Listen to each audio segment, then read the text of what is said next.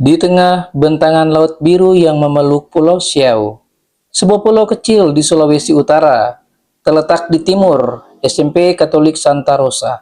Sekolah ini berada di tengah masyarakat yang hidup sederhana dan erat dengan nilai-nilai budaya, adat, dan kekeluargaan.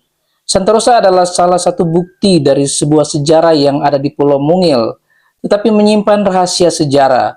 Selama bertahun-tahun, tantangan geografis dan keterbatasan akses seringkali menjadi tembok penghalang bagi pembaruan pedagogi, memaksa para guru untuk bertahan dengan pola-pola pengajaran yang konvensional dan modern. Namun kami memiliki semangat untuk tidak menyerah. Kami terus melangkah dan terus bergerak dan terus berkolaborasi dalam satu ruang. Teh Segar, tempat strategi menggerakkan komunitas belajar di SMP Katolik Santa Rosa Siau Timur, dibentuk sebagai upaya untuk meningkatkan kolaborasi antara pendidik, memperkuat praktik pembelajaran, dan menciptakan lingkungan belajar yang inovatif dan menyenangkan. Perkenalkan, nama saya Antonius Nikolaus Bawengan SPD. Saya adalah Kepala Sekolah SMP Katolik Santa Rosa Siau Timur, dan saat ini saya akan berbagi praktik baik tentang strategi menggerakkan komunitas belajar. Situasi, ketegangan antara pola pikir tetap atau PPT dan pola pikir berkembang atau PPB. SMP Katolik Santa Rosa Siau Timur beroperasi dalam sebuah konteks yang unik dan menantang. Sebagai sekolah yang relatif kecil dengan hanya 151 siswa, sekolah ini terletak di wilayah kepulauan. Namun saat ini para guru berada di garis depan ketegangan perubahan. Para guru di SMP Santa Rosa Siau Timur adalah pribadi-pribadi yang berdedikasi tinggi dan memiliki ikatan emosional yang kuat dengan para murid. Mereka telah menyadari bahwa metode pengajaran lama yang hanya mentransfer informasi searah sudah tidak lagi efektif untuk mempersiapkan siswa menghadapi kompleksitas abad ke-21. Inisiatif untuk mengadopsi pembelajaran mendalam atau deep learning, sebuah pendekatan yang menuntut siswa untuk mengembangkan 8 dimensi profil lulusan, merupakan fokus profil lulusan yang akan dicapai, yaitu keimanan dan ketakwaan terhadap Tuhan Yang Maha Esa, kewarganegaraan, kreativitas, penalaran kritis, kolaborasi, kemandirian, kesehatan, dan komunikasi, telah diterima, namun pelaksanaannya menciptakan konflik nyata di dalam kelas. Tugas berat bagi guru-guru saat ini bukanlah melalui perubahan, melainkan melanjutkan perubahan di tengah kesulitan. Mereka perlu menjembatani jarak antara apa yang mereka yakini, pentingnya pembelajaran mendalam, dan apa yang secara praktis dapat mereka lakukan dengan fasilitas yang ada.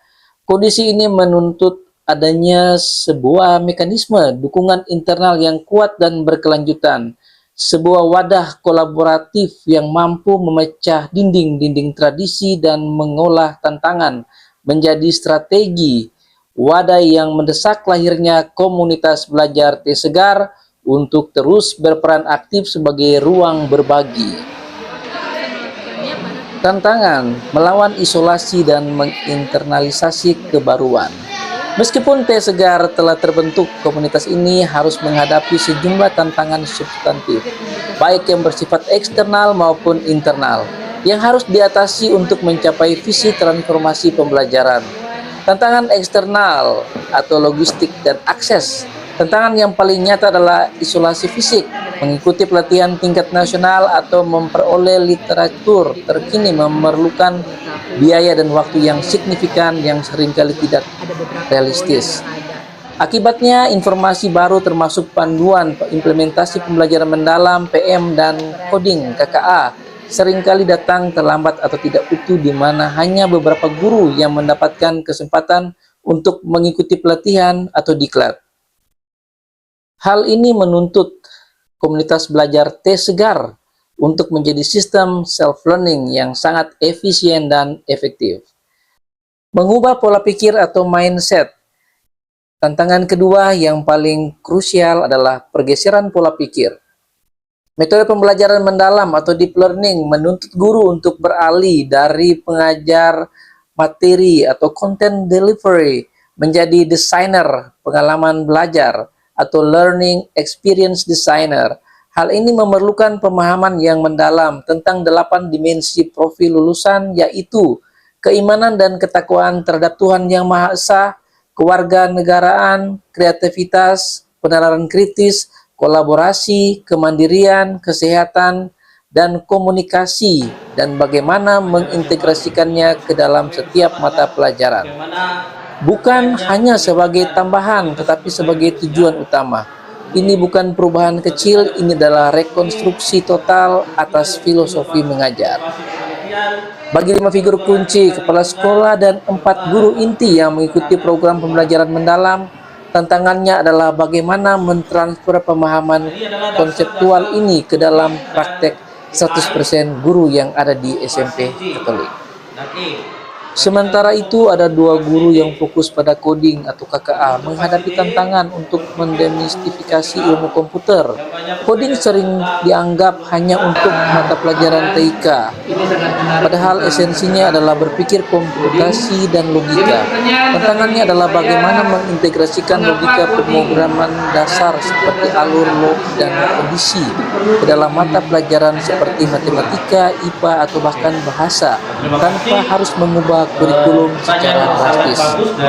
Secara ringkas, tantangan terbesar adalah mengubah mentalitas dari menerima menjadi menciptakan strategi pembelajaran yang relevan, dalam, dan berbasis teknologi di tengah keterbatasan. Aksi menggerakkan inovasi dengan deep learning dan coding. Menanggapi tantangan yang ada, tes segar bergerak cepat dengan serangkaian aksi yang terstruktur, memanfaatkan keahlian yang baru diperoleh dari program-program pelatihan. Komunitas ini berpegang teguh pada prinsip bahwa pembelajaran guru harus bersifat kolaboratif, berbasis bukti, dan berkelanjutan. Mekanisme komunitas tes segar. Komunitas tes segar menetapkan rutinitas mingguan wajib. Pertemuan ini tidak didominasi oleh presentasi yang panjang, melainkan fokus pada peer coaching dan micro teaching. Integrasi coding dan berpikir komputasi atau KKA. 2 guru coding KKA berperan sebagai agen perubahan teknologi. Aksi mereka berfokus pada pengenalan computational thinking sebagai keterampilan dasar, bukan hanya sebagai alat untuk membuat program. Peran kepala sekolah sebagai narasumber dan pelopor berbagi.